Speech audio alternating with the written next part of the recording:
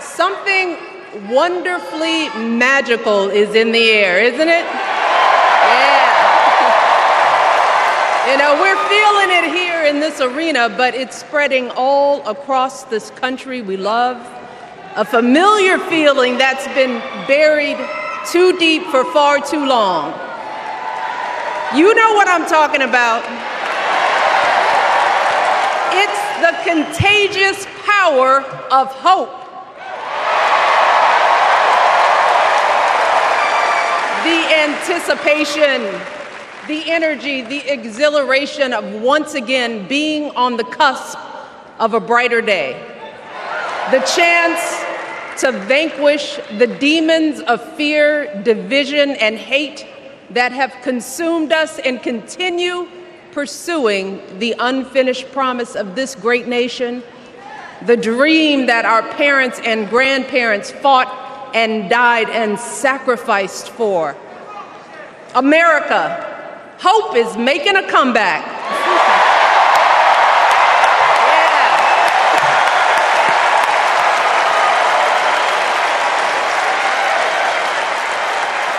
But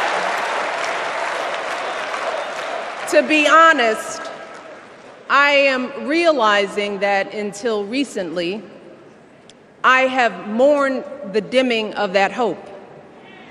And maybe you've experienced the same feelings. Is that deep pit in my stomach, a palpable sense of dread about the future. And for me, that mourning has also been mixed with my own personal grief. The last time I was here in my hometown was to memorialize my mother, the woman who showed me the meaning of hard work and humility and decency, the woman who set my moral compass high and showed me the power of my own voice. Folks,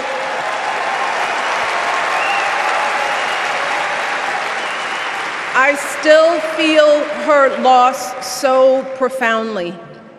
I wasn't even sure if I'd be steady enough to stand before you tonight, but my heart compelled me to be here because of the sense of duty that I feel to honor her memory and to remind us all not to squander the sacrifices our elders made to give us a better future. You see, my mom, in her steady, quiet way, lived out that striving sense of hope every single day of her life. She believed that all children, all people have value, that anyone can succeed if given the opportunity. She and my father didn't aspire to be wealthy. In fact, they were suspicious of folks who took more than they needed. They understood that it wasn't enough for their kids to thrive if everyone else around us was drowning. So my mother volunteered at the local school. She always looked out for the other kids on the block. She was glad to do the thankless, unglamorous work that for generations has strengthened the fabric of this nation. The belief that if you do unto others, if you love thy neighbor, if you work and scrape and sacrifice, it will pay off. If not for you, then maybe for your children or your grandchildren. You see, those values have been passed on through family farms and factory towns, through tree-lined streets and crowded tenements, through prayer groups and National Guard units and social studies classrooms. Those were the values my mother poured into me until her very last breath. Kamala Harris and I built our lives on those same foundational values. Even though our mothers grew up an ocean apart, they shared the same belief in the promise of this country. That's why Her mother moved here from India at 19. It's why she taught Kamala about justice, about the obligation to lift others up, about our responsibility to give more than we take. She'd often tell her daughter, "Don't sit around and complain about things, do something." So, with that voice in her head, Kamala went out and she worked hard in school, graduating from an HBCU, earning her law degree at a state school. And then she went on to work for the people, fighting to hold lawbreakers accountable, strengthening the rule of law, fighting to get folks better wages, cheaper prescription drugs, a good education, decent health care, child care, elder care. From a middle-class household, Kamala worked her way up to become Vice President of the United States of America. My girl, Kamala Harris, is more than ready for this moment. She is one of the most qualified people ever to seek the office of the presidency. And she is one of the most dignified. A tribute to her mother, to my mother, and to your mother too. The embodiment of the stories we tell ourselves about this country. Her story is your story. It's my story. It's the story of the vast majority of Americans trying to build a better life. Look, Kamala knows, like we do, that regardless of where you come from, what you look like, who you love, how you worship, or what's in your bank account, we all deserve the opportunity to build a decent life. All of our contributions deserve to be accepted and valued. Because no one has a monopoly on what it means to be an American. No one.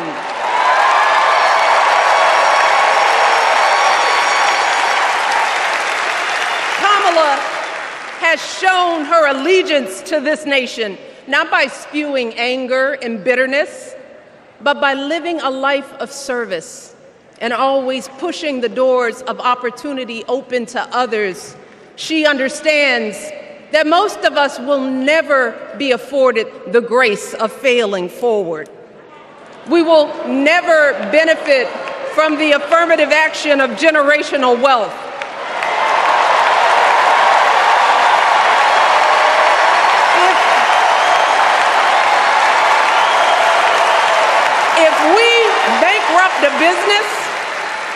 If we bankrupt a business or choke in a crisis, we don't get a second, third, or fourth chance.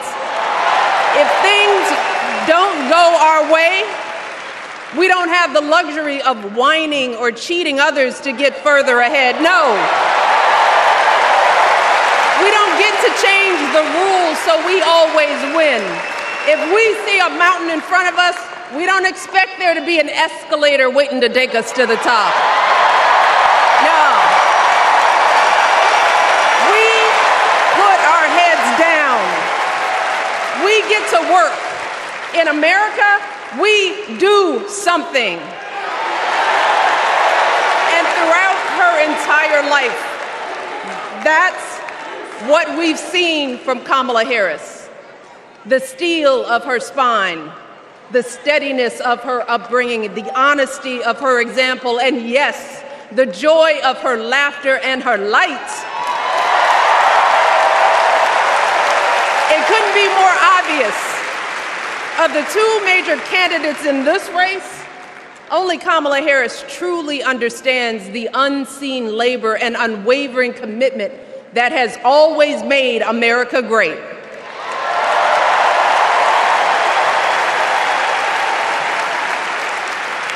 Now, unfortunately, we know what comes next. We know folks are going to do everything they can to distort her truth. My husband and I sadly know a little something about this. For years, Donald Trump did everything in his power to try to make people fear us. See, his limited, narrow view of the world made him feel threatened by the existence of two hard-working, highly educated, successful people who happen to be black.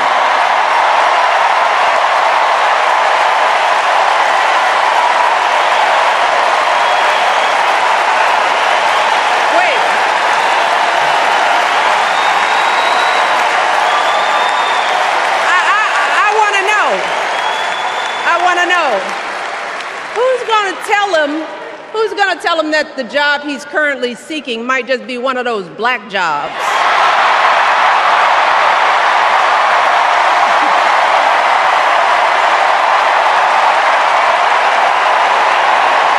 Look,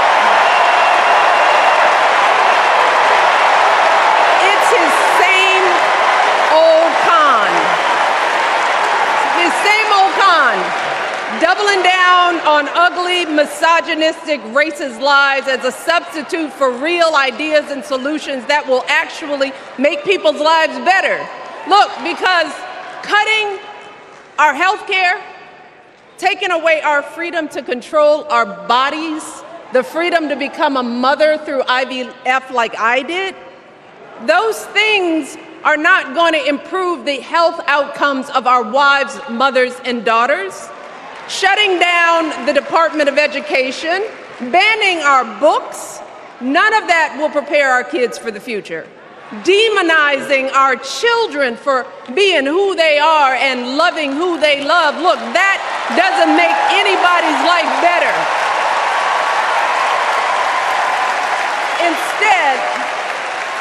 Instead, it only makes us small.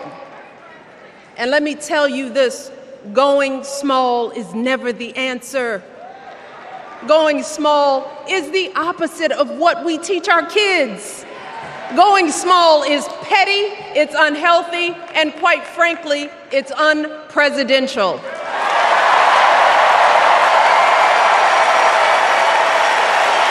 So, why would any of us accept this from anyone seeking our highest office? Why would we normalize that type of backward leadership? Doing so only demeans and cheapens our politics. It only serves to further discourage good, big-hearted people from wanting to get involved at all. America, our parents taught us better than that, and we deserve so much better than that. That's why we must do everything in our power to elect two of those good, big-hearted people. There is no other choice than Kamala Harris and Tim Walz. No other choice.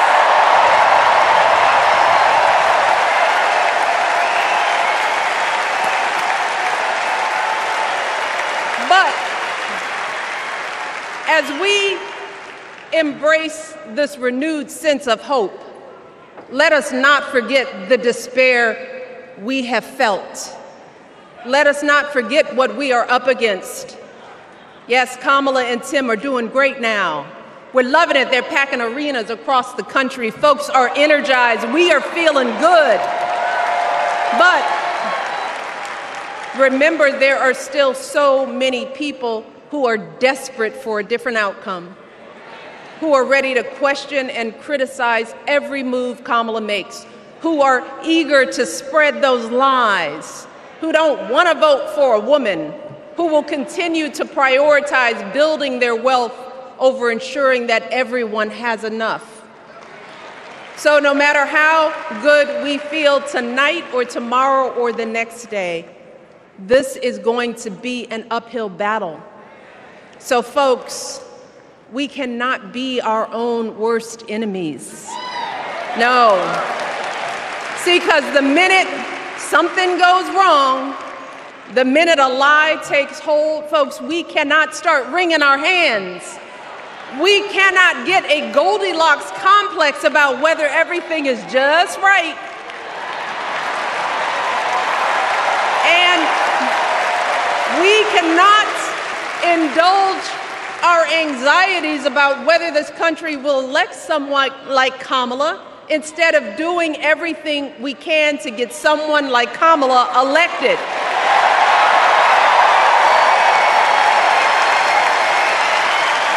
Kamala and Tim, they have lived amazing lives.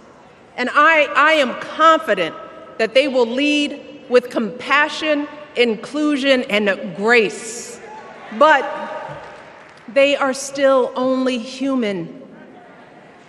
They are not perfect. And like all of us, they will make mistakes.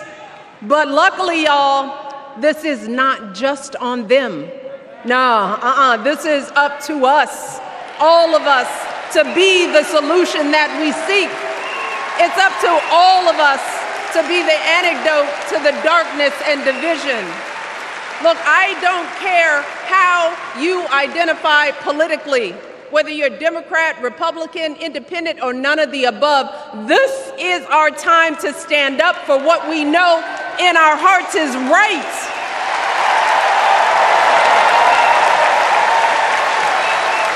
To stand up, not just for our basic freedoms, but for decency and humanity, for basic respect, dignity, and empathy, for the values at the very foundation of this democracy. It's up to us to remember what Kamala's mother told her. Don't just sit around and complain, do something. So, if they lie about her, and they will, we've got to do something. If we see a bad poll, and we will, we got to put down that phone and do something. If we start feeling tired, if we start feeling that dread creeping back in, we got to pick ourselves up, throw water on our face, and what? We only have 2.5 months, y'all, to get this done. Only 11 weeks to make sure every single person we know is registered and has a voting plan. So, we cannot afford for anyone America to sit on their hands and wait to be called. Don't complain if no one from the campaign has specifically reached out to you to ask you for your support. There is simply no time for that kind of foolishness. You know what you need to do. So, consider this to be your official ask. Michelle Obama is asking you, no, I'm telling y'all to do something.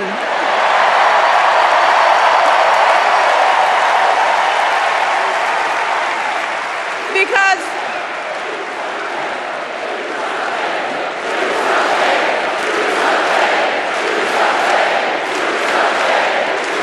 you all, this election is going to be close. In some states, just a handful, listen to me, a handful of votes in every precinct could decide the winner. So we need to vote in numbers that erase any doubt. We need to overwhelm any effort to suppress us. Our fate is in our hands. In 77 days, we have the power to turn our country away from the fear, division, and smallness of the past.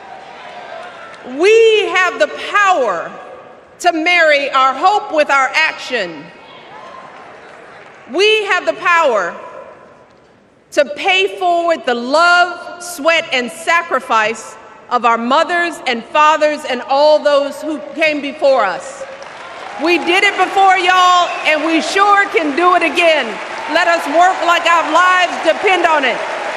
And let us keep moving our country forward and go higher, yes, always higher than we've ever gone before as we elect the next President and Vice President of the United States, Kamala Harris and Tim Walz. Thank you all. God bless.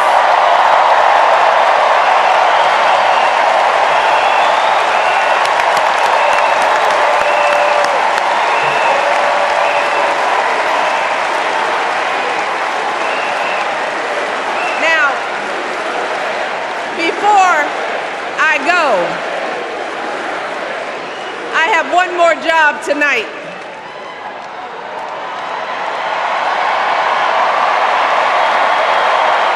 Yeah, one more job. You all, thank you for all the love, but it is now my honor to introduce somebody who knows a whole lot about hope. Someone who has spent his life strengthening our democracy, and let me tell you, as someone who lives with him, he wakes up every day, and thinks about what's best for this country.